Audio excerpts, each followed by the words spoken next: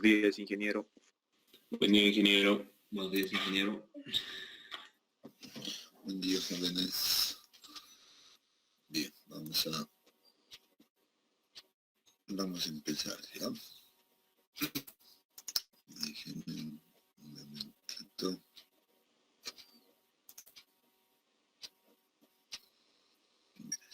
Muy bien.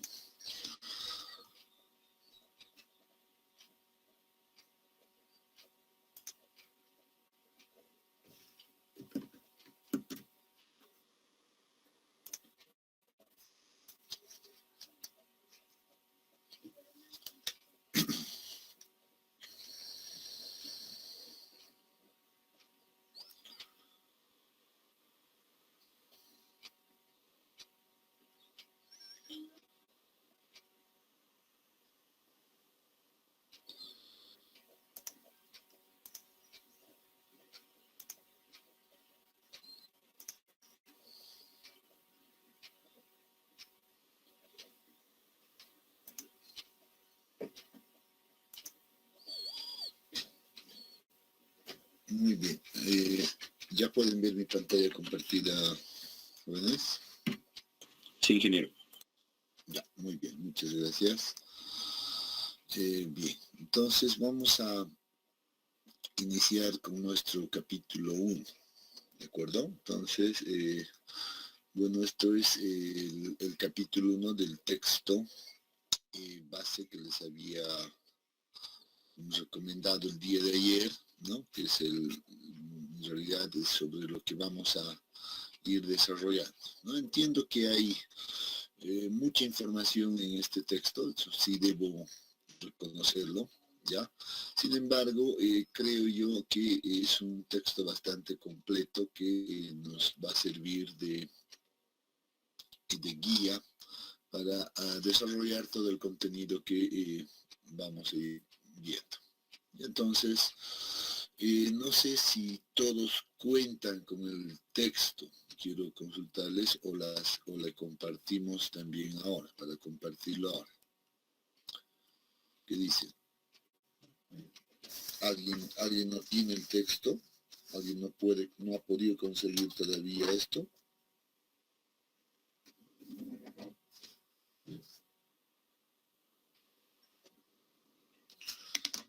Bueno, entonces eso significa que todos tienen acceso al texto, ¿no? Entonces, muy bien, eso es importante. Bueno, siempre, ¿no? Como en cada asignatura, pues uno tiene que empezar por una introducción breve y luego empezar a ver algunos conceptos básicos también, ¿no es cierto? Entonces, es lo que vamos a hacer. De hecho, ya el día de ayer nosotros hemos desarrollado una introducción general, pero no tanto así a la mecánica de suelos, sino más al campo más grande que es la ingeniería geotécnica y mostrando, digamos, cuál va a ser el aporte de la mecánica de suelos, ¿no? Entonces, eso lo hemos realizado el día de ayer, entonces de alguna manera ya podemos decir que estamos nosotros ya dentro del campo de la mecánica de suelos, ¿no? Entonces, algo que veíamos, por ejemplo, el día de ayer es que dentro de esta área, pues hemos indicado que siempre va a estar presente la geotecnia. Por tanto, la mecánica de suelos, pues también es sumamente importante para cualquier estructura que nosotros tengamos, ¿no? Como obra.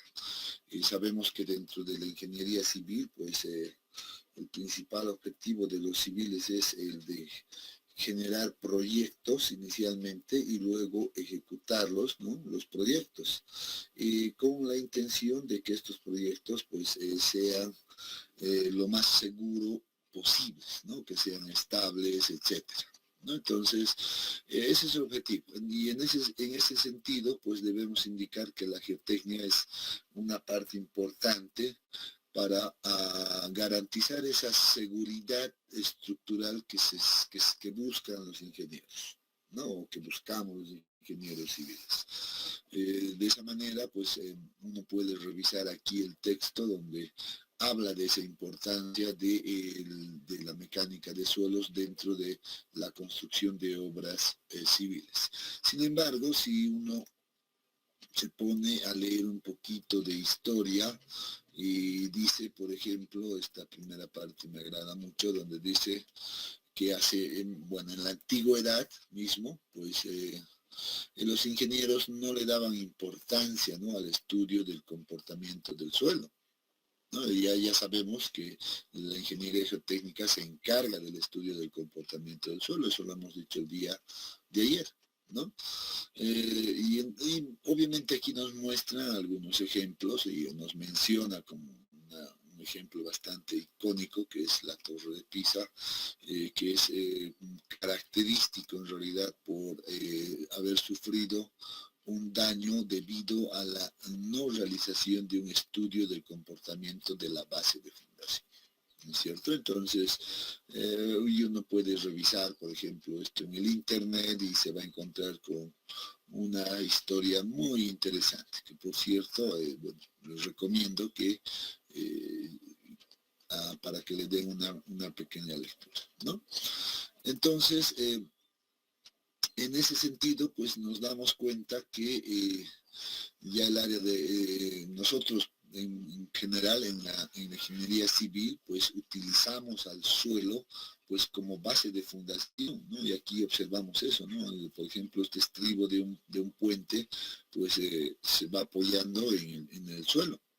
Entonces vemos que el suelo es el que va a resistir en realidad pues toda la carga que va a transmitir el dicho puente, ¿no? En esta otra figura observamos que lo que queremos ahora nosotros es el de mantener en realidad estable esta zona del terreno. O sea, que esta zona horizontal que está por acá, pues deseamos que se mantenga lo más estable posible. Para aquello, pues utilizamos estos elementos estructurales que son conocidos con el nombre de muros de contención, ¿no? Estos muros de contención, pues debemos indicar que cumplen esa función, van a soportar esos esfuerzos, en este caso laterales. Pero al mismo tiempo observamos que este muro de contención pues se encuentra apoyado en el terreno, ¿no? Entonces nuevamente el terreno pues llega a cumplir una función muy importante. Ya habíamos indicado y hablado también de esto, ¿no? Entonces a veces necesitamos construir presas que pueden ser de hormigón o de concreto, como en este caso, ¿no? O también pueden ser construidos de tierra. Pero en ambas situaciones notamos que nuevamente esta estructura pues se va apoyando en el terreno, ¿no? Se va apoyando en el suelo, que por cierto no necesariamente tiene que ser simple suelo, puede ser en ocasiones roca, ¿no? Pero de momento nosotros no vamos a meternos en ese campo, sino que vamos a estar dentro del campo de que todo está apoyado en suelo, ¿no? Les decía también que a veces hay estructuras artificiales que nosotros mismos generamos, ¿no? Cuando tenemos la necesidad de hacer una apertura de vías, por ejemplo, y vemos que en el eje de nuestra vía pues aparece un talud seguramente mucho más grande. Entonces lo que vamos a hacer es realizar un corte de este tipo a un ángulo controlado, de tal manera que esto esté seguro, ¿no? Y no se deslice en este sentido generando daños a nuestra vía. Entonces, en este caso, la geotecnia pues está encargado, o el área de la mecánica de suelos ahora, vamos a decir, pues está encargado de evaluar esta estabilidad de este talud, ¿no? Talud artificial. Bueno, Y podríamos seguir hablando de muchos ejemplos seguramente, pero que nos va a ir tomando pues mucho tiempo, ¿no? Y entonces creo que con esos ejemplos seguro estoy que uno ya entiende la importancia de estudiar al suelo como elemento o como parte fundamental de una estructura cualquiera, ¿no? Entonces, el objetivo es eso, que entendamos y que estemos conscientes de que hay que estudiar al suelo, de que hay que estudiarlo como parte mismo del proyecto. Y es algo que, bueno, aquí hago un paréntesis siempre y les comento, ¿no?, de lo que ocurre en la digamos, en el desarrollo profesional de distintos proyectos. Yo les digo, bueno, yo he trabajado mucho en el laboratorio de geotecnia, he visto muchas cosas, actualmente estoy trabajando en el laboratorio de geotecnia también y todavía veo muchas cosas, ¿no?, en donde uno se sorprende y también se preocupa a la vez, ¿no?, que profesionales o colegas, inclusive hasta amigos, ¿no?, amigos míos que vienen y dicen, pues, necesito que me hagas un estudio, pues, porque en los términos de referencia del proyecto dice que debo realizar ese estudio. Sin embargo, yo ya he utilizado, ya he ejecutado mi obra y necesito regularizar simplemente para que me paguen. Entonces, escucho esas palabras y me preocupo, ¿no? Entonces, ¿cómo habrán realizado el diseño de toda su obra, ¿no?, si no han realizado el estudio de suelos, ¿no? O por otro lado, vienen otras personas, otros colegas y dicen, quiero que me lo hagas estito nomás, lo más económico posible, por favor, porque no tenemos mucho presupuesto para el estudio de suelos y necesitamos cumplir con los requisitos. Quiero que me des la capacidad de resistencia de este material, pero con un solo puntito, que solamente entremos hasta, no sé, 2, 3 metros. ¿Sí? Y uno le dice, bueno, eso te va a costar alrededor de 5.000 bolivianos, y el amigo agarra y dice, pues, se va, ¿no? Se va a otro laboratorio, se escapa y dice, bueno, en el otro laboratorio me lo han realizado por 1.000 bolivianos, ¿no? Entonces, imagínense esa inclusive irresponsabilidad de muchos laboratorios, ¿no?, que se prestan a hacer esas cosas seguramente por tener ingresos o por hacer un trabajo, no sé, se arriesgan a entregar un informe o un estudio geotécnico, a ese precio, ¿no?, con esos montos. O sea, en síntesis, con todo eso uno ve que no le presta o no le da la seriedad que debería de darle al suelo, ¿no? Entonces, y uno se pregunta, ¿y tu proyecto de cuánto es? Por ejemplo, un puentecito. Dice, quiero 2 ensayitos, uno en cada estribo, nada más. Dice. Y uno se pregunta, ¿y cuánto es el monto del proyecto global con el que vas a construir? Y a uno le dicen, pues es de, no sé, 2 millones. Y uno se pregunta, bueno, tienes un proyecto de 2 millones y al final quieres gastar 1.000 pesos, o no quieres gastar más bien 5.000 pesos en tu estudio de suelos, que en realidad va a ser el que va a resistir tu estudio. Entonces, realmente uno se sorprende, ¿no?, cómo es la cosa.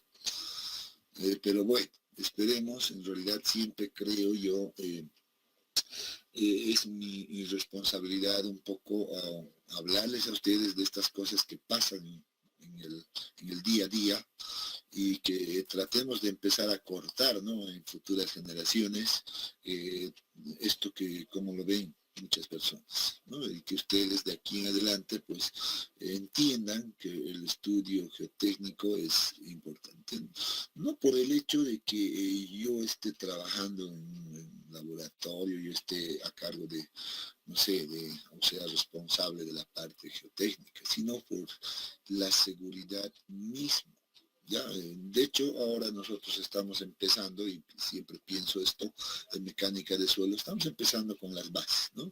Si estuviéramos ya en mecánica de suelos 2, hablaríamos de la importancia de un estudio geotécnico en términos económicos. Que eso sí ya, yo les digo, si uno se ahorra, ¿no? Se ahorró 4.000 pesos, por ejemplo, en no hacer un estudio adecuado, pues el otro, el que ha hecho por 1.000 pesos, se lo ha hecho el estudio, pero seguramente por el lado súper seguro. Le ha dado unos valores para que pueda realizar su diseño y todo el diseño en sí le resulta después todo sobredimensionado, ¿no? Y cuando hablamos de una sobredimensión, estamos hablando de grandes volúmenes de hormigón también, por ejemplo, para las fundaciones de este tipo de estructuras. Entonces, al final uno termina pagando, pues, no sé, 10 veces más de lo que podía haber ahorrado, ¿no? En realidad, y no se da cuenta, ¿no? Y piensa que ahorró en la parte de la geotécnica, ¿no? Entonces, pero bueno, mientras uno no entienda adecuadamente, pues seguro que esto va a seguir. Esperemos que eso cambie con el tiempo. Bien, luego tenemos aquí unas buenas definiciones que creo yo son importantes, ¿no? Para poder meternos en el estudio del suelo, ¿no? Entonces, por ejemplo, hacen unas primeras definiciones de lo que es el mineral, lo que es roca y lo que es suelo. Bueno, entre mineral y roca es más para recordar el contexto general de la geología mismo, ¿no? Y luego vemos aquí que en la parte de la definición de suelos, pues nos encontramos con una serie de definiciones, ¿no? Desde el punto de vista del geólogo, desde el punto de vista, no sé, en este caso de los, no sé, los agrónomos lo ven de distinta manera y sin embargo a nosotros nos interesa esto, ¿no? Nosotros estamos dentro de la ingeniería civil y después debemos entender al suelo desde este punto de vista, ¿no? Y por eso dice acá, el suelo se define como un agregado natural no cementado de granos minerales y materia orgánica en descomposición, con líquido y gas en los espacios vacíos entre las partículas que lo constituyen. Esa es la definición que nosotros debemos entender. Si empezamos a puntear un poquito y hacer la interpretación de esta definición, pues seguramente vamos a entender que por ejemplo, decimos granos minerales, ¿no? O sea, que está compuesto por granos minerales, el suelo, inclusive materia orgánica, ¿no? Que puede ser parte del suelo mismo, ¿no? En descomposición. Y aquí leemos y decimos, pues, con líquido, y gas también entre los vacíos, entre las partículas que lo constituyen. ¿Cuáles son las partículas que los constituyen? Pues los granos minerales, ¿no? En este caso, los sólidos, en otras palabras. Entonces, nos damos cuenta que estamos hablando de un material, entonces, que el suelo es un material, pues, no homogéneo, es un material heterogéneo que concibe, en realidad, ¿no? Inclusive como parte del suelo al agua y gas. ¿Que pueden haber gases dentro del suelo? Sí. O sea, los considera como parte misma del suelo.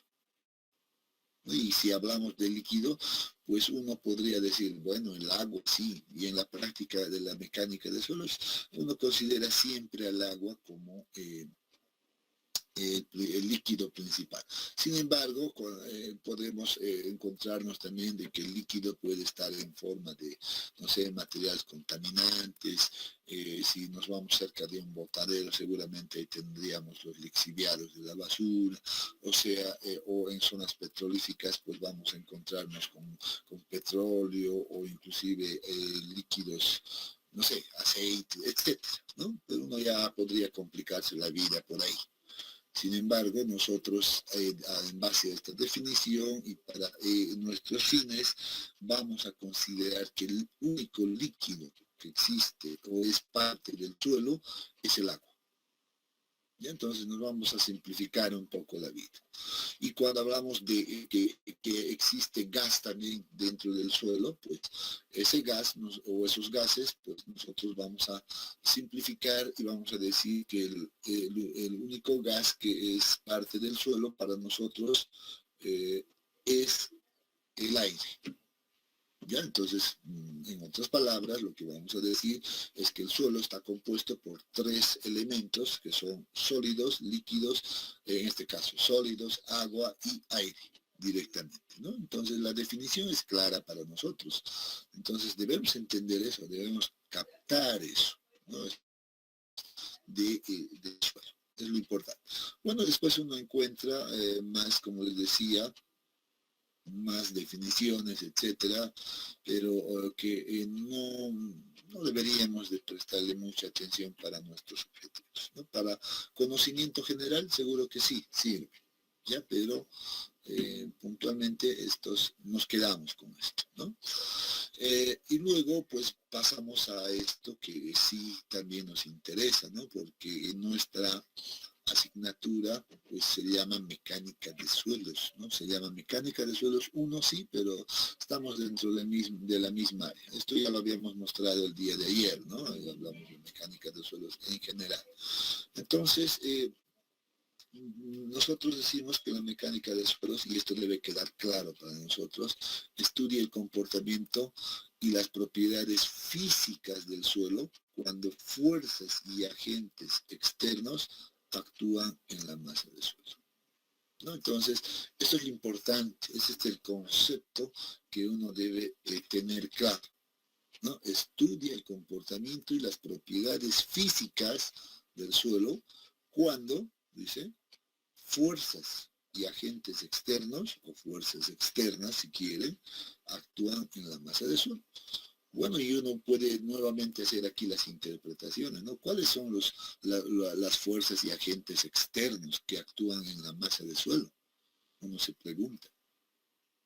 ¿Alguien tiene idea? ¿Alguien puede decir algo en este punto? ¿Cuáles serán estas fuerzas o agentes externos que actúan sobre la masa del suelo? A ver, ¿qué creen?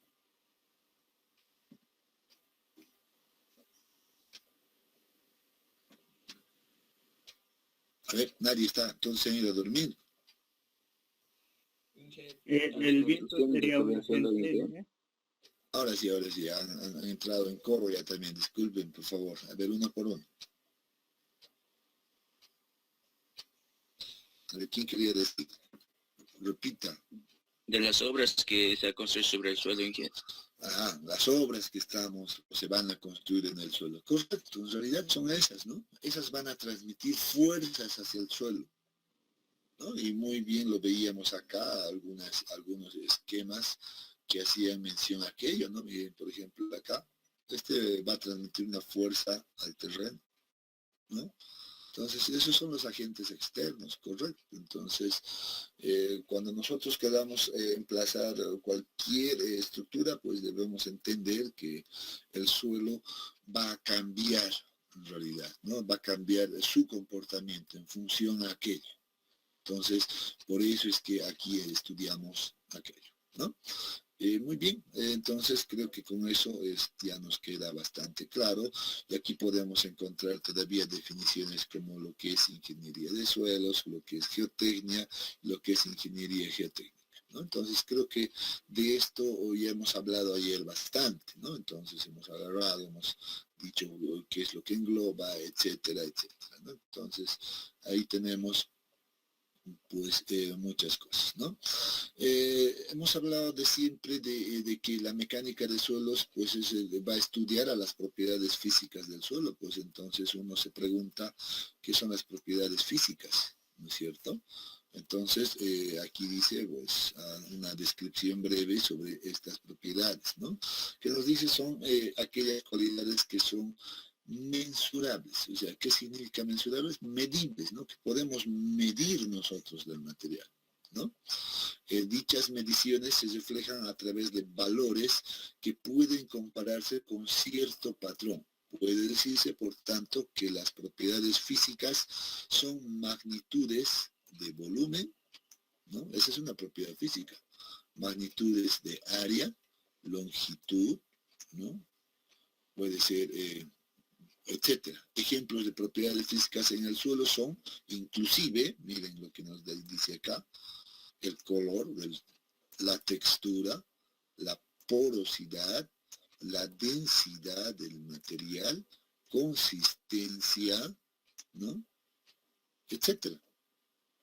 Entonces, en este capítulo, pues, en una primera parte, por así decirlo, pues vamos a nosotros a ver la manera de medir el volumen del suelo, ¿no?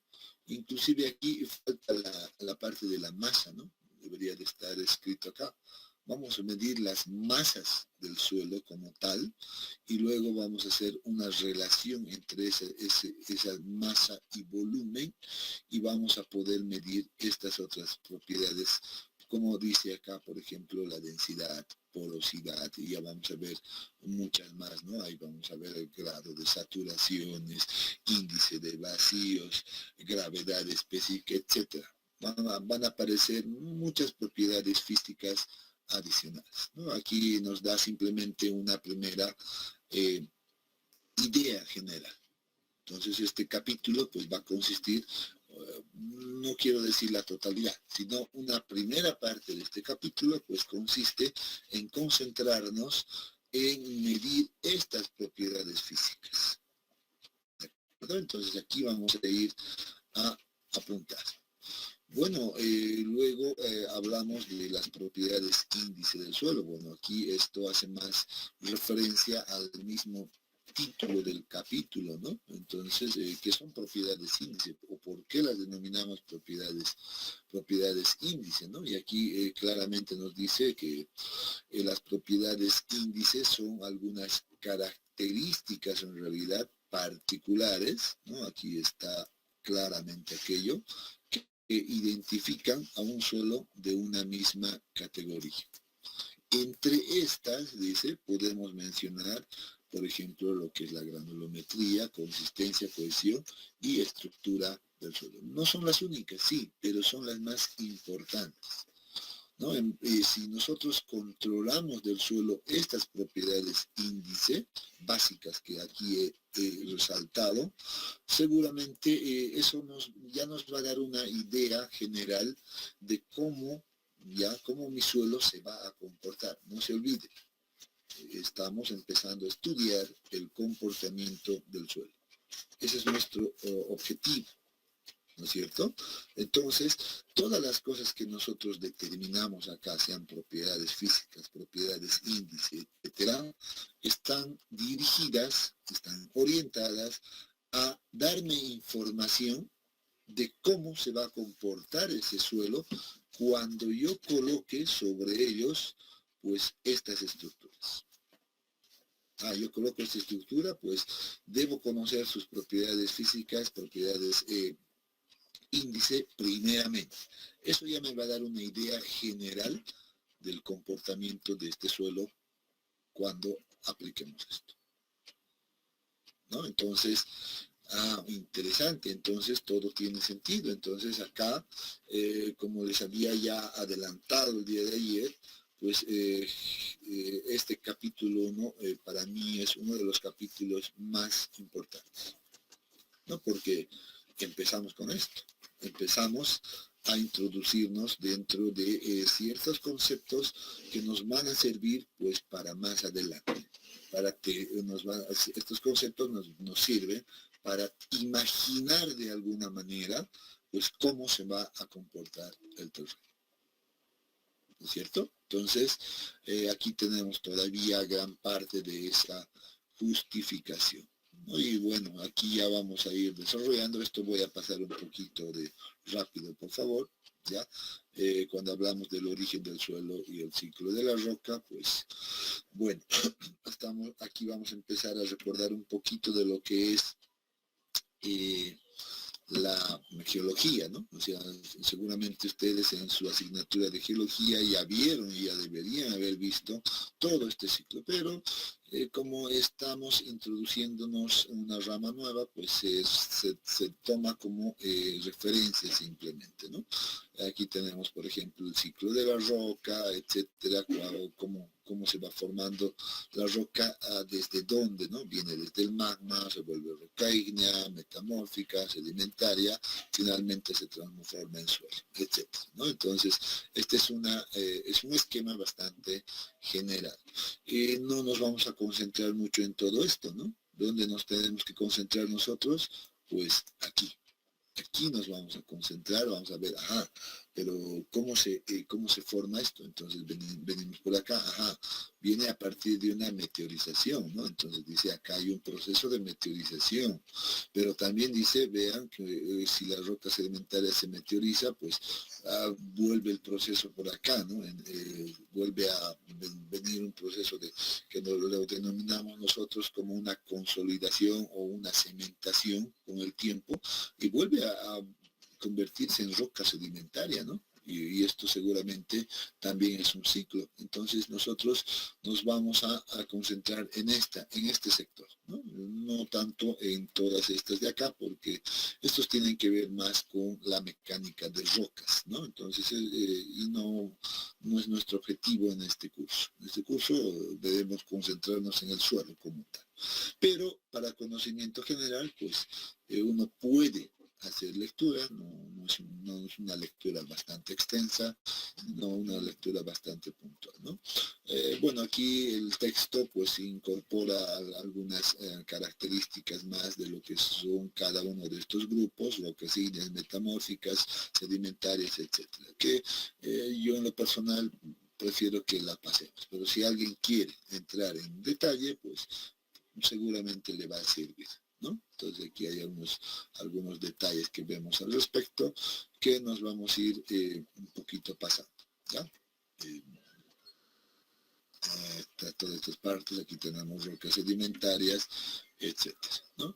Entonces vamos a llegar hasta este punto en el texto, mírense, meteorización física, etcétera. Bueno, aquí hay que ver, aquí ya nos interesa. Yo les había dicho, estos son los fenómenos que sí nos interesan, ¿no? Hay un proceso de meteorización del cual debemos prestarle atención antes de que se forme el suelo. Entonces, desde el punto 3.5, entonces a uno nuevamente debería de interesarle la lectura a detalle, ¿no? Entonces, hasta que, por ejemplo, en el transporte y deposición también nos interesa a nosotros, etcétera, ¿no? Ahorita vamos a ver hasta dónde. Esta imagen que me agrada bastante, ¿no? El proceso de meteorización de los suelos. Este sí es algo bastante interesante para nosotros, ¿no? Sin embargo, esto lo vamos a ver un poquito desde el lado, bueno, con una presentación adicional, ¿ya? Entonces vamos a ir nivelando también en las presentaciones, pero vemos que aquí tenemos un gran detalle de todo lo que nos interesa. Luego debemos conocer cuáles son los depósitos coluviales, que son los suelos residuales, que sí nos interesa, etcétera, ¿no? Entonces ahí, hasta este punto, pues creo que el día de hoy vamos a llegar, ¿no? Ese es el objetivo. Entonces, hasta identificar los tipos de suelos inclusivos, ¿ya? Para eso nos vamos a ir, por ejemplo, hasta acá. Bueno, a esta presentación donde vamos a ver algunas cosas que ya hemos visto, pero también vamos a ir complementando algunos detalles. ¿Qué son las propiedades índice? Ya lo hemos leído, ¿no? Son características particulares del suelo que describen su naturaleza y como ejemplo, pues habíamos mencionado la granulometría, estructura, consistencia y cohesión. Lo hemos remarcado en el texto, ¿no es cierto? Entonces, ¿qué significa hablar de granulometría? En este caso, pues significa entender que el suelo está conformado por un amplio rango de diversos tamaños de partículas. No, el suelo nunca es uniforme. Se caracteriza por tener una distribución, pero muy variada, de sus partículas sólidas, sobre todo, ¿no? Y en realidad esto es también muy importante para su comportamiento.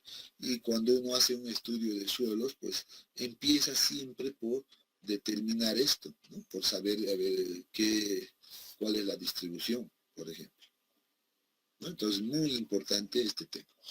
Lo vamos a ver más adelante, ahora no nos vamos a meter todavía en el fondo. Cuando hablamos de estructura, lo mismo, ¿no? En cómo se acomodan las partículas unas respecto de otras. Ya vamos a ver que las partículas gruesas, por ejemplo, las sólidas, se acomodan de distinta manera y las partículas más finas se acomodan de distinta manera y tienen una estructura muy diferente que en realidad marca un punto, pues, muy importante para definir el comportamiento de los materiales. Entonces vamos a hablar también seguro de esto. Consistencia, lo mismo, ¿no? Es una capacidad o es la capacidad que tienen los suelos de mantenerse firme o presentar una unión entre las partículas, ¿no?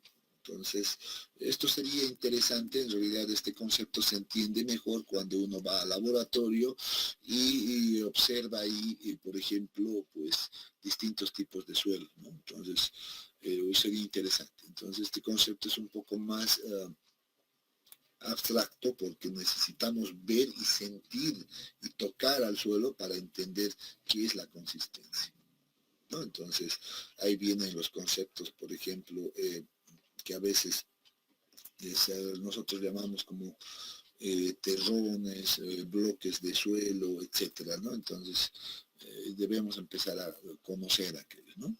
Y lo mismo, ¿no? Con la cohesión, que es la capacidad que tienen las partículas del suelo de mantenerse unidas. ¿Qué tan fuerte es la unión entre las partículas? ¿Qué fuerza necesito yo, por ejemplo, para separar a las partículas unas respecto a otras, por ejemplo, ¿no? Entonces, esa propiedad depende de esta propiedad índice que es la cohesión. ¿Ya? Entonces, también vamos a hablar más adelante. Lo habíamos dicho, el conocer las propiedades índice nos ayuda a predecir el comportamiento del suelo. A más o menos tener una idea inicial de cómo se va a comportar el suelo. Y además de definir la metodología de trabajo que debería seguirse en las distintas estructuras, ¿no? Entonces, bueno, ahí tenemos ya la justificación del capítulo 1, ¿no? Porque aparece ahí como capítulo principal, propiedades índice. Nuevo, las definiciones, bueno, ya las hemos visto, no vale la pena repetirlas. Mecánica del suelo es lo propio, ya les he indicado que debemos conocerla. Geotecnia también, esto ya lo hemos visto desde el día de ayer, entonces no tiene sentido que lo repitamos, ¿no? Bueno, tal vez aquí algo complementario a lo que hemos estado viendo, ¿no? ¿Por qué estudiamos el suelo? Bueno, hay 3 razones interesantes que se mencionan y se manejan habitualmente, ¿no? Que dice, se considera un material más de la estructura. En realidad deberíamos considerarlo así. Es un material más que puede ser utilizado como material de soporte o como material de construcción inclusive, ¿no? El día de ayer veíamos, por ejemplo, presas de tierra que son construidos con suelo. Veíamos terraplenes para la circulación de movilidades, pues construidos de suelo, ¿no? Entonces, creo que por esas razones debemos considerar siempre al suelo como un material más. Este es el punto interesante, ¿no? Si la comparamos con otros materiales de construcción, pues seguramente nos vamos a encontrar de que el suelo es el menos resistente, ¿no? Y bueno, heterogéneo, sí, ya lo hemos dicho, la definición nos los dice. El suelo no es uniforme, el suelo es heterogéneo, tiene agua, tiene aire, tiene sólidos, y lo peor, los sólidos no son uniformes, tienen pues una gran variación, ¿no? Entonces, por todo eso es, de alguna manera, pues, tiene cierta desventaja al respecto. Cuando recibe una carga externa, ¿no? Ya sabemos qué son las cargas externas, sufren deformaciones. Los suelos se deforman, cambian sus propiedades cuando se aplican cargas externas. Debemos entender que es necesario conocer la forma en cómo van a cambiar esas deformaciones. Entonces, bien, ahí creo que por demás estos tres puntos son razones importantes que nos deberían ayudar a responder por qué estudiamos al suelo, ¿no? Realmente es necesario estudiar al suelo, entonces, ¿no? Conclusión. Y bueno, aquí lo que decía, el suelo se usa como material de construcción y también sirve para soportar las fundaciones de todas las estructuras, ¿no? O sea, no lo utiliza con ambos fines. Entonces, seguramente realizaré un estudio diferente cuando lo utilice de esta manera y un estudio diferente cuando lo utilice para construcción. Entonces, va a haber una diferencia. Ahora no es el momento de estudiar aquello, pero debemos entender ya ese detalle. Les decía, ya habíamos llegado a este punto en el texto donde veíamos la formación de los suelos, ¿no? Entonces, decíamos, es importante. Nosotros nos vamos a concentrar en la formación de los suelos.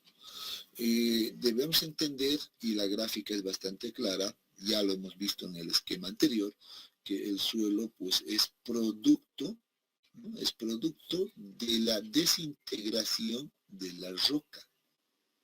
Y esta desintegración pues se produce pues debido a un proceso que lo llamamos, ¿no?, meteorización, ¿no? Eso son términos geológicos, sí, pero son términos muy habituales que debemos conocer, ¿no? Y aquí el esquema es bastante claro, ¿no? Se está desintegrando la roca por acá y bueno, ahí luego llega a Piedemonte, dice, y en el Piedemonte hasta por la misma caída pues se forman partículas de distinto tamaño, ¿no? Y uno puede notar aquello.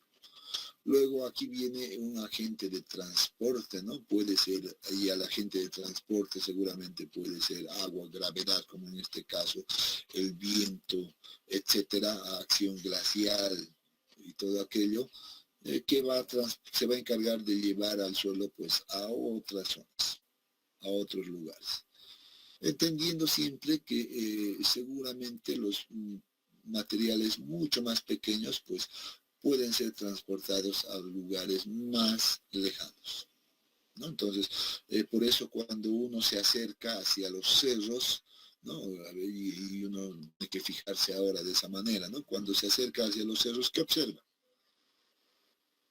Por lo general va a observar partículas mucho más gruesas, grandes, etcétera, ¿no?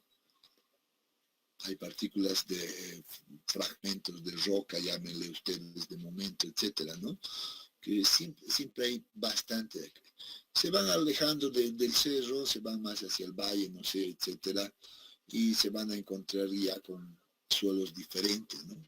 Que son ya mucho más finos, ¿no? Entonces, y ese ejercicio lo pueden hacer fácilmente, ¿no? Un día váyanse no sé, a ver, más cercano hacia el centro de la ciudad, no sé, una zona, no sé, La Chimba, ahí donde pueden ver el Parque Mariscal, etcétera. Miren el terreno, es fino, ¿no? Y luego dense un paseo hacia el norte, lleguen hasta la altura de la circunvalación o segunda circunvalación y empiecen a mirar el material. Se van a dar cuenta que ya son mucho más gruesos las partículas. Y justamente eso tiene raíz también, pues por este fenómeno de su formación, ¿no? Bien, bueno, solo es una idea. bueno, lo que indicábamos, ¿no? Entonces aquí va a pasar ese proceso de desintegración, ¿no? Que puede ser física o mecánica, puede ser química inclusive, ¿no? Ya la nueva bibliografía nos habla de una biológica también, etcétera, pero la idea es entender que va a haber una desintegración por cualquiera de los motivos, ¿no?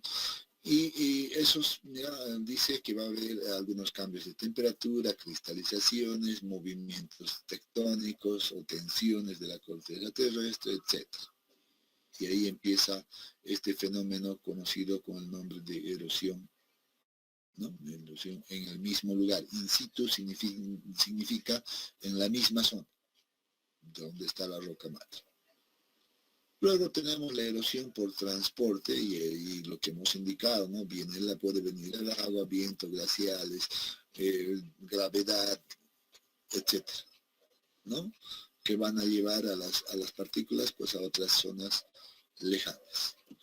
Sin embargo, debido a aquello, pues uno va observando en campo pues distintas fases de la desintegración o de ese proceso de meteorización, ¿no?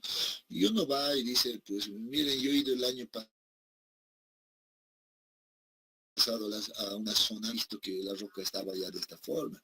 He vuelto este año y he visto que no ha cambiado mucho, ¿no? En realidad está casi igual. Es lógico, porque estos procesos geológicos, bueno, estos más bien son procesos geológicos que demoran miles de años. No pasan en 1, 5 años, etcétera, ¿no? Son procesos que ocurren en miles, millones de años. Eso pienso que también nos queda claro, ¿no? Uno no va a esperar que pueda haber esa evolución rápidamente. Pero hay otro fenómeno que debido ya que se está generando estas fisuras, pues puede estar soportando mucha carga, entonces ya hay una ruptura, que eso es muy diferente. Y cuando se da la ruptura en el material, pues se vienen ya los deslizamientos que generalmente uno conoce y observa, ¿no? Muchas veces. Entonces ese es otro tema, ¿ya? Entonces, pero bueno, aquí que sirva simplemente de ejemplo. Luego ya vamos a ver que la desintegración de estos materiales va a ir tomando distintas formas, distintos tamaños, etcétera, ¿no? Entonces pueden ser distintos minerales. Si uno observa aquí, por ejemplo, la coloración son diferentes. Es lógico, las rocas están formadas por miles de minerales diferentes, ¿no es cierto? Entonces, los minerales tienen ciertas características y propiedades que le van a dar la tonalidad a las rocas.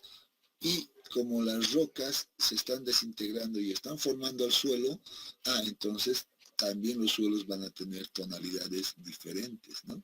Eso va a depender mucho de cuál es el mineral predominante en los suelos.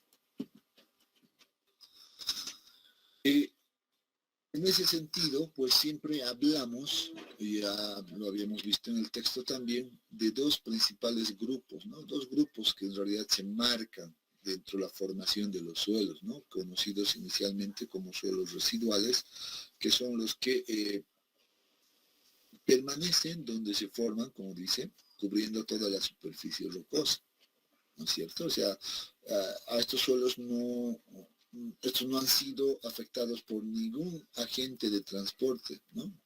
Ninguno como el viento, ni el agua, etcétera, sino que se han quedado ahí, han cubierto a la misma roca madre y con el tiempo pues se han vuelto a integrar aquellos, han formado otro tipo de materiales, ¿no? Y a estos se los conoce como suelos residuales. No han sido transportados a otros lugares. Sin embargo, los suelos transportados, reciben diferentes nombres. Esto en función a cuál ha sido el agente de transporte que los ha trasladado de un lugar a otro, ¿no? Por ejemplo, ahí tenemos los suelos aluviales, ¿no? Transportados por el agua, los suelos coluviales, transportados por la gravedad, suelos glaciales, transportados por acción glacial, suelos eólicos, transportados por el viento. Entonces, los suelos transportados son pues se subdividen más bien en 4 grupos principales, ¿no? Que generalmente están predominados por el agente de transporte simplemente. ¿Tienen ciertas características cada grupo de estos? Sí, tienen características diferentes que deberíamos conocer. En nuestro medio, a ver, ¿qué es lo habitual en nuestro medio?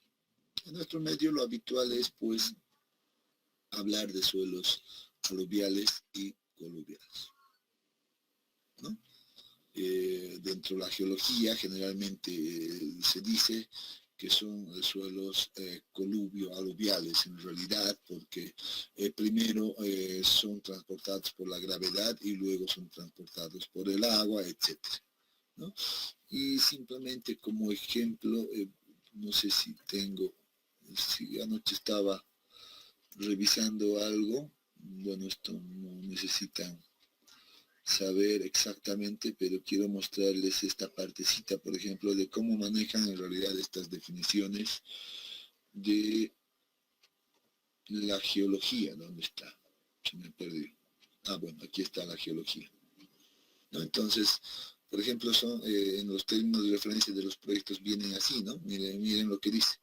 Según la geología regional, el sitio de estudio, en cualquier zona donde uno va a estudiar, dice, se encuentra sobre un gran abanico aluvial. Miren allá cómo lo está definiendo, ¿no? Un abanico aluvial, o sea, está diciendo que es un suelo aluvial, ¿no? Que correspondería a suelos, miren la combinación, coluvio-aluvial, ¿no? Y entonces dice, en este caso, bueno, hay algunos detalles más, pero lo interesante es eso. Si uno quiere revisar un poquito más la geología, seguramente aquí va a venir y va a entrar en estos detalles de cada zona. Cada zona es muy particular, son formaciones diferentes, ¿no es cierto? Entonces vean que es importante conocer estas definiciones. Si yo no sé que los suelos se dividen, por ejemplo, en suelos aluviales, coluviales, etcétera, entonces voy a estar perdido, ¿no? Cuando yo lea eso en algún momento. ¿O qué piensan ustedes? Debo saber, debo conocer, ¿no? Entonces, bueno, ya vamos a ir viendo entonces más adelante cómo defino o cómo diferencio los suelos aluviales de los coluviales, por ejemplo. No sé si tengo por acá. No, lamentablemente. Pero en realidad los suelos aluviales tienen características, por ejemplo, de presentar formas casi redondeadas. Los suelos coluviales pues tienen unas formas bastante irregulares. Por ejemplo, esas, ¿no? Entonces, en cada caso pues es importante saber cuál es la forma de las partículas, porque esto le va a dar, va a definir la estructura de los suelos, ¿no? Y sabemos que la estructura es una propiedad índice muy importante. Entonces, pero simplemente como ejemplo, inicialmente esto. Esta es la última gráfica que habíamos visto en el texto, ¿no? Obviamente en otro tono, pero si uno observa, pues es la misma gráfica, ¿no? Entonces vemos nuevamente el esquema de formación de los suelos y empieza a entender pues cómo se forma el suelo. Aquí tenemos la roca madre, estamos aquí obviamente exagerado el esquema, ¿no?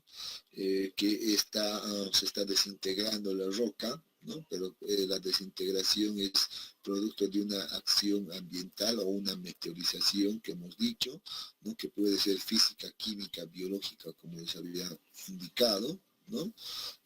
Aquí está la justificación de cada una de estas acciones, y producto de aquello, cual fuera el caso, pues viene la desintegración, ¿no? O transformación.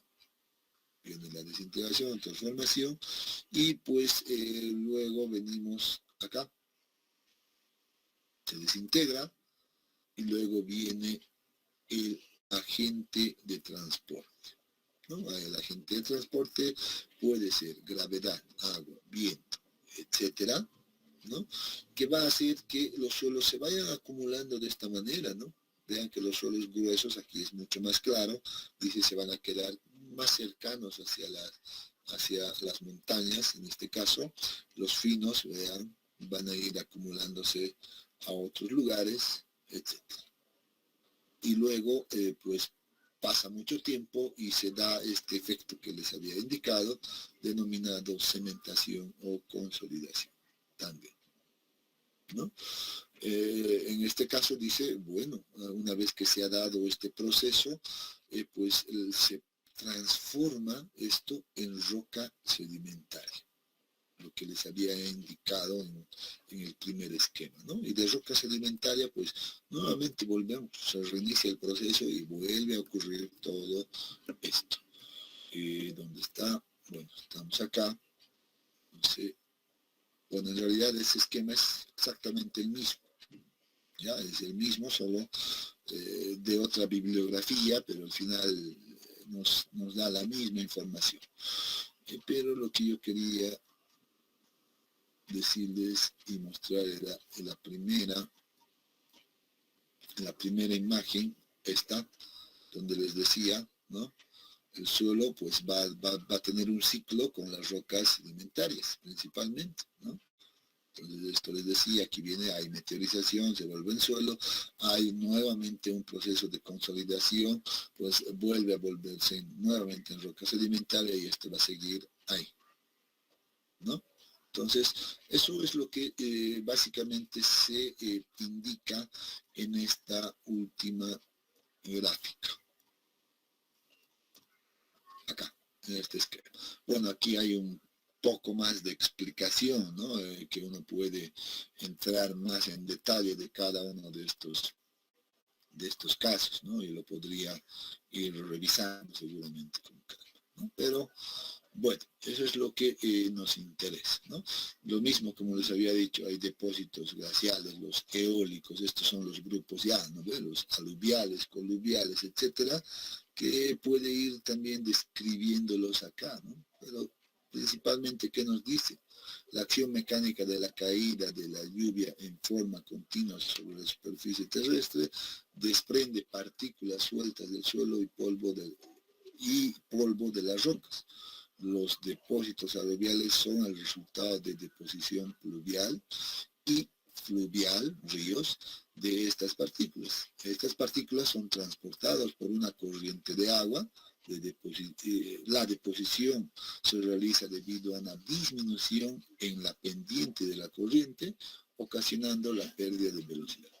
En esta forma de transporte, las partículas de todo tamaño están en contacto colisionando constantemente entre sí, por lo que generalmente estas tienen bordes redondeados, lo que les había indicado, ¿no? Parecen esferas por todo ese proceso. Entonces, vean que aquí hay un poquito más de explicación, pero creo que si hemos entendido adecuadamente este proceso, pues uno ya debería de sentirse o al menos estar pues claro con los conceptos. Importante. Diferencia entre suelos residuales, suelos transportados, estos se subdividen en 4 grupos, etc. ¿No? Entonces, esto es como un resumen de la geología, pero que nos interesa a nosotros.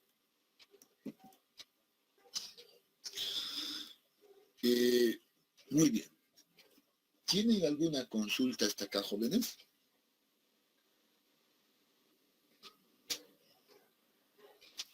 Algo que, no sé, quieran decir.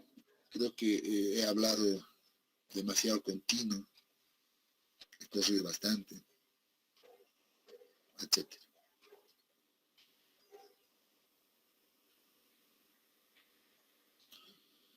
¿No ninguno? Todo bien. Bueno, entonces ustedes deben agarrar el texto, reforzar hasta este punto y ahora deberíamos hablar de esto. de la composición mineralógica del suelo, ¿no? De hecho, creo que, a ver, todo esto es muy importante. Estamos hablando ya de la estructura del suelo. En este caso empezamos a hablar de la estructura de los suelos finos, ¿no? Ya hemos hecho esa diferencia, ¿no? Siempre vamos a tener suelos gruesos que van a estar más cerca del piedemonte, los suelos finos van a estar en lugares mucho más alejados, etcétera, ¿no? Y ahí ya empezamos a hacer una definición. Y la estructura de los suelos finos, pues es básicamente, pues, compuesta por los minerales, ¿no? Y esos minerales, en realidad, miren que lo estoy remarcando, ¿no? Tiene que ver mucho con este grupo, la caolinita, la illita, la mormorrilonita principalmente. La vermiculita es una variante simplemente de la mormorrilonita, por eso dice, mira, inclusive acá es similar a la mormorrilonita. O sea, si entendemos estos tres minerales, estamos tranquilos para entender el comportamiento. Y bueno, aquí podemos ver algunos detalles más avanzados que creo que, bueno, no vale mucho la pena hablar de todo esto, al menos estas figuras, cuánto absorbe, cuánto no absorbe, etcétera, ¿no? Ya la forma de las partículas la debemos. Entonces, veamos un poco sobre los minerales de arcilla más, y así van a tener todo este fin de semana para revisar hasta esta parte, ¿ya? Y creo que en la presentación tengo ese detalle, pues también desde otro punto de vista, un poquito diferente, pero bueno, nunca es diferente, sino simplemente el enfoque es un tanto diferente. No, bueno, hay que entender inicialmente, pues, que en la superficie terrestre, pues, existen muchos minerales, ¿no? Hay, no sé, reporte de cuánto, más de 2000 minerales, creo que sí, ¿no? No, pero entre esos, bueno, hay algunos que son mucho más comunes en los suelos, ¿no? Y entre estos, pues dice que tenemos al feldespato, tenemos el cuarzo, que es luego los ferromagnesianos, ¿no? Y las micas. Son los principales que casi siempre se observan en mayor proporción. Claro que seguramente deben tener, son una mezcla de muchos más minerales, ¿no? Pero los más comunes, los que más resaltan en los suelos son estos cuatro minerales. ¿Y por qué resaltan en realidad estos minerales? Porque le dan ciertas características de resistencia a los suelos. Recuerden que hace un momento ahí en la presentación poníamos una pregunta que decía ¿por qué estudiamos a los suelos? Y la respuesta era porque el suelo es débil, ¿no es cierto? Entonces, pues en general sí. Pero si el suelo tiene en mayor proporción, por ejemplo, al cuarzo, y hay arenas cuarzosas principalmente, entonces es muy probable que ese material tenga buenas características de resistencia, ¿no? Entonces, en realidad, más que todo va dirigido a eso, ¿no? Por eso se los denomina material o minerales comunes de los suelos, por esas características de resistencia que le dan, en realidad, ¿no? Y la mica, principalmente por tener esta forma de láminas delgadas que son presentes generalmente en suelos mucho más finos. Estos de acá se presentan en suelos más gruesos, estos en suelos mucho más finos. Y aquí vamos a hacer una primera diferencia. O ya deberíamos de empezar a conocer a los suelos por los nombres que generalmente se la conocen, ¿no? Y aquí tenemos los suelos gravosos o las gravas, que son partículas gruesas, las arenas, que también relativamente son partículas gruesas, y las arcillas y limos, que son las partículas finas. Por tanto, en las arcillas y los limos, el mineral principal pues va a estar compuesto por micas, generalmente. Y entre los más gruesos, feldespato cuarzo. Este puede aparecer en cualquiera porque es una característica más de tonalidad que otra cosa. ¿Ya? Pero bueno, simplemente no quiero entrar mucho en ahondar en aquello, pero vamos a empezar entonces a diferenciar de ese punto. Y miren por qué he hecho ya la diferenciación entre gravas, arenas, limos y arcillas, porque en realidad lo primero que uno debería de conocer es la estructura de las arcillas, de los suelos mucho más finos. Y la respuesta es porque estos son los más complicados, en pocas palabras.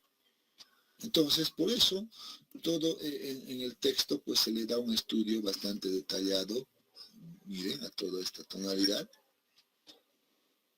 ¿no? Toda esta composición mineralógica, justamente para esto, ¿no? Los minerales de arcilla. Entonces, muy bien, vamos a darle una revisada también a aquello. Y dice, bueno, son formados, en este caso, los minerales de arcilla, ¿no? Son formados principalmente por meteorización química de la roca. Bueno, eso ya lo sabíamos, ¿no? Y están formados por átomos, esto es lo nuevo, ¿no? De silicio, aluminio, hierro, magnesio, hidrógeno y oxígeno. Aquí hay una combinación, vean, de diferentes átomos, ¿no? Ya cómo van a ir combinándose todos estos átomos para formar esto, minerales de arcilla. Esa es la idea. Bueno, aquí tenemos que recurrir de alguna manera siempre un poco a la química, es necesario, ¿ya? Pero simplemente como base. ¿Qué dice? Al combinarse estos átomos, ¿no? Obviamente no se van a combinar todos en uno, ¿no? Sino que se combinan algunos de estos con algunos de estos otros, o sea, van formando como parejas, ¿no? Por eso dice, al combinarse, forman estructuras atómicas básicas.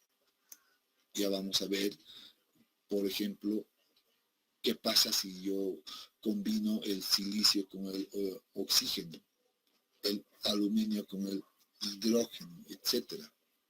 Entonces, ya van dando unas ciertas tonalidades que las denominamos estructuras atómicas básicas.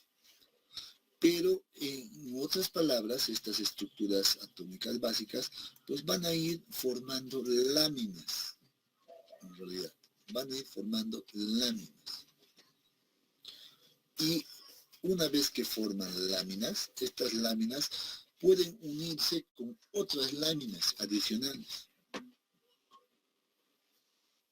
Y a estas se las denomina estructuras laminares, ¿no? Y al unirse, ya ahora sí, se han vuelto en láminas, luego se han unido más láminas, se denominan estructuras laminares. Ahora sí, pueden unirse diferentes estructuras laminares y estas recién van a formar un mineral de arcilla. Parece una cadena, ¿no es cierto?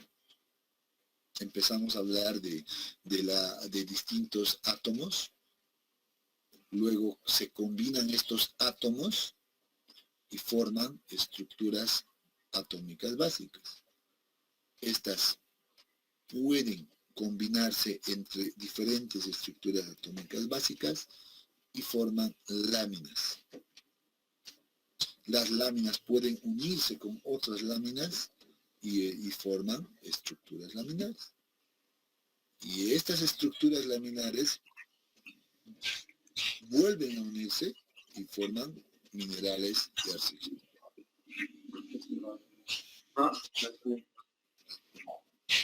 ¿Alguien quiere decir algo? Creo.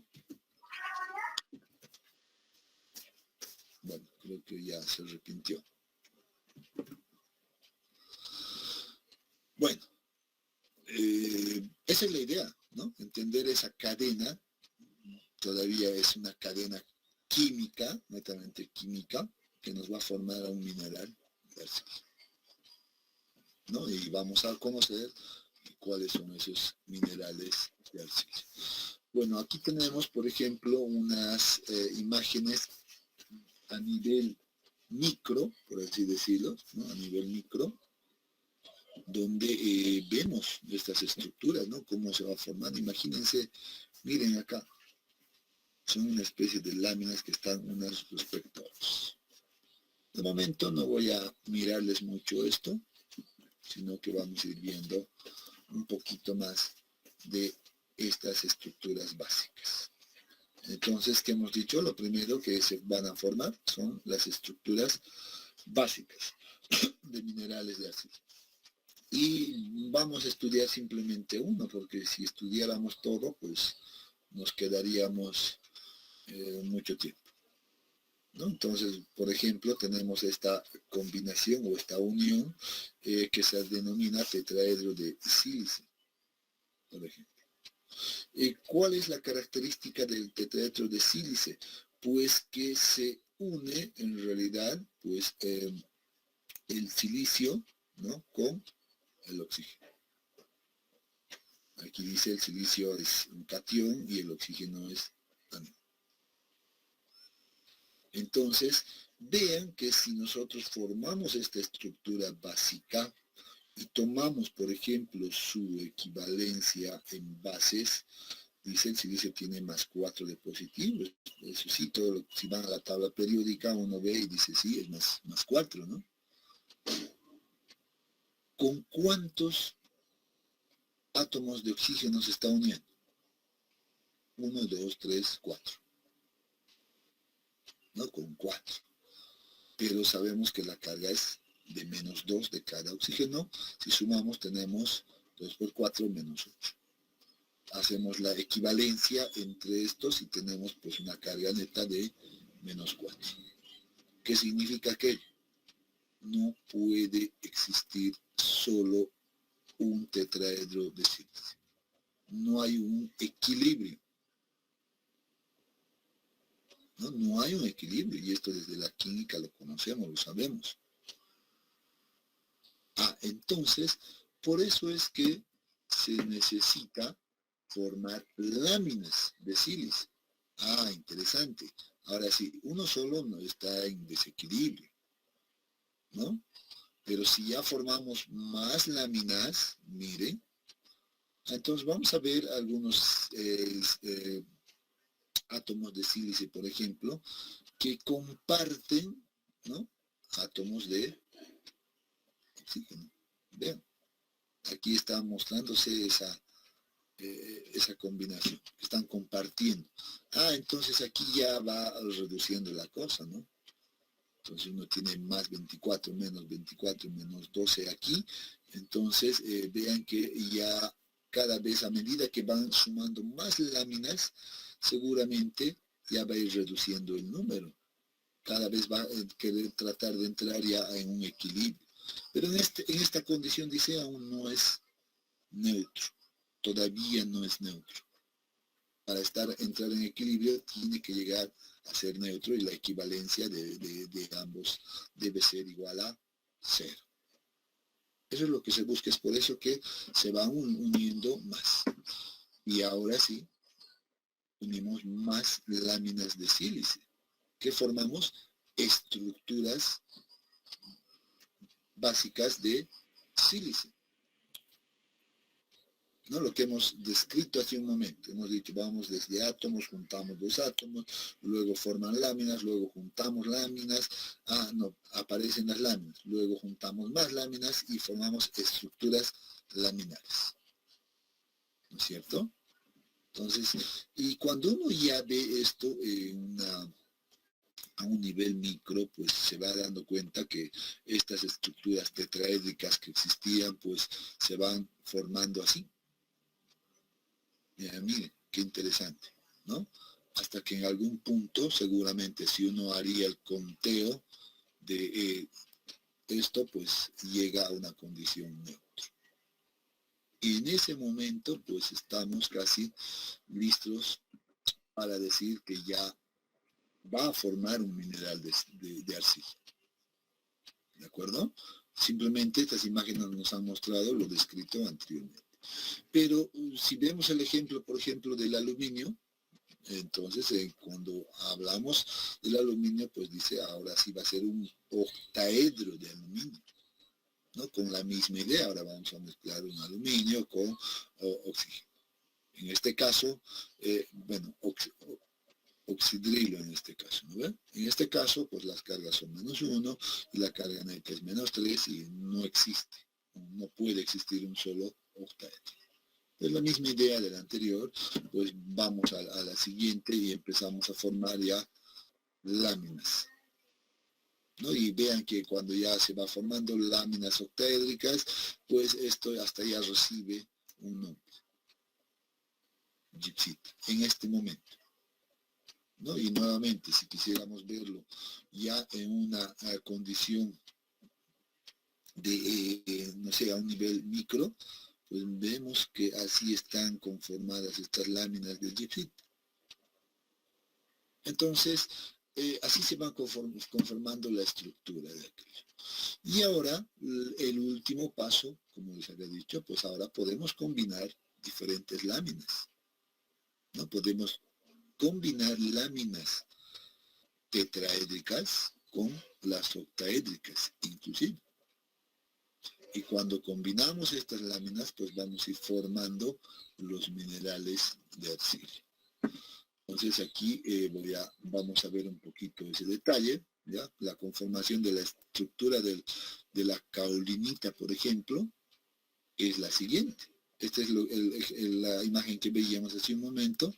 Pues vean que las láminas tetraédricas pues formaban en este caso al sílice.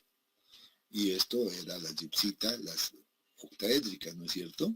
Si combinamos ambas, miren, pues vamos a tener ya una estructura mucho más estable. Pero miren que aquí el proceso puede ir acumulándose más. Puedo juntar estas estructuras, ¿no?, con otras estructuras adicionales. Seguro que voy a necesitar aquí un enlace, pero entre estos dos, para poder formar los minerales de arcilla.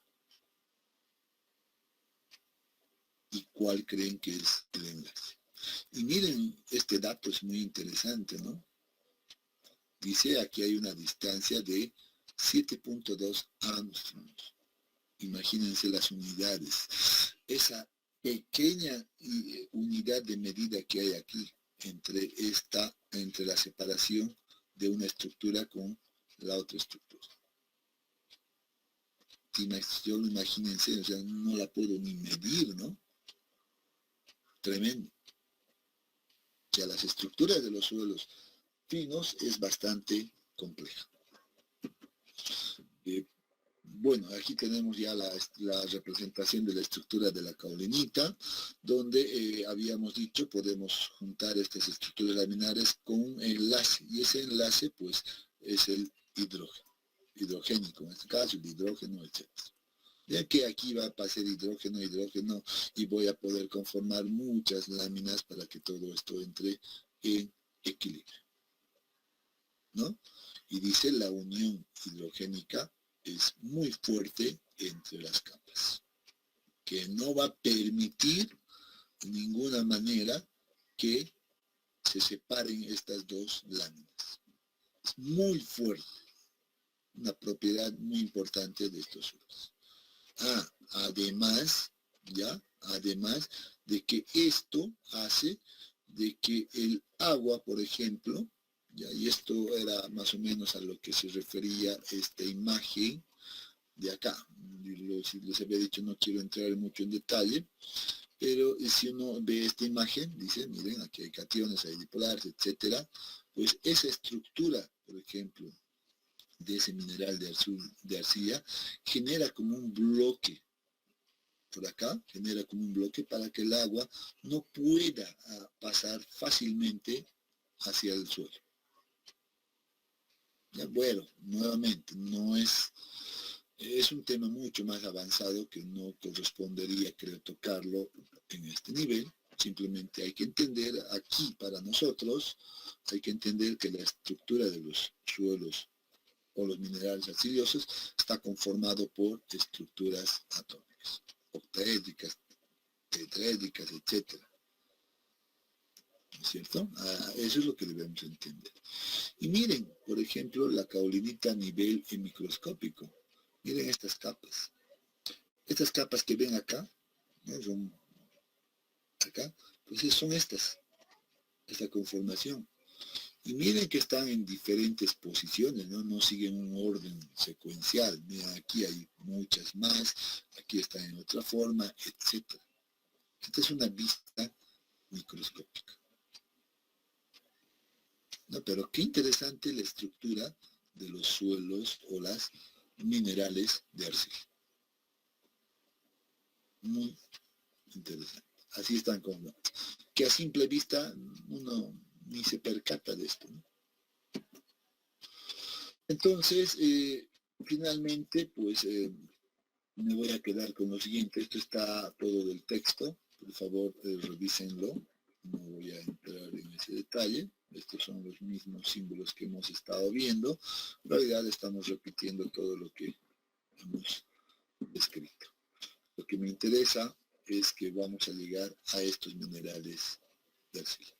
Caolinita, hilita y mormorrilonita, que por cierto también están descritos aquí y los había marcado ya anteriormente.